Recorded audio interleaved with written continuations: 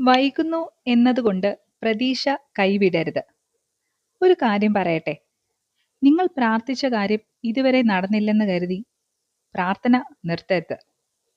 ചിലപ്പോൾ നമ്മൾ ഒരുപാട് പ്രാർത്ഥിക്കും, പക്ഷേ മറുപടി കിട്ടുന്നില്ലെന്ന് തോന്നും. അപ്പോൾ മനസ്സിലൊരു ചോദ്യം വരും, ദൈവം എൻ്റെ പ്രാർത്ഥന കേൾക്കുന്നില്ലേ?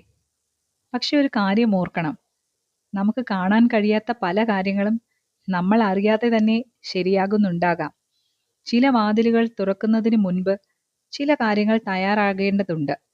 ചില അനുഗ്രഹങ്ങൾ കിട്ടുന്നതിന് മുൻപ് നമ്മളും തയ്യാറാകേണ്ടതുണ്ട്. അതുകൊണ്ട് വൈകുന്നു എന്നതുകൊണ്ട് ദൈവം പ്രവർത്തിക്കുന്നില്ലെന്ന് കരുതരുത്. ചില മറുപടികൾക്ക് സമയം വേണ്ടിവരും.